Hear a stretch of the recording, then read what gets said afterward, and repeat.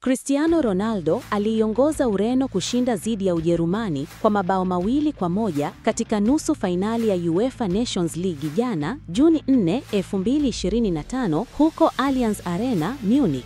Katika ushindi huo, Ronaldo alifunga bao la ushindi dakika ya 68 baada ya Francisco Conceição kusawazisha dakika ya 63 kufuatia bao la awali la Florian Wirtz kwa Ujerumani. Ushindi huo ulikuwa wa kwanza kwa Ureno dhidi ya Ujerumani tangu mwaka 2000 na Ronaldo, akiwa na umri wa miaka 40, alifunga bao lake la 137 la kimataifa. Mchezo huo ulianza kwa changamoto, ikiwa ni pamoja na mvua ya mawe iliyosababisha kuchelewa kwa dakika 10 na tukio la shabiki kuvamia uwanja na kumshika Ronaldo wakati wa kufanya mazoezi, lakini hali hiyo haikumzuia kuonyesha uwezo wake.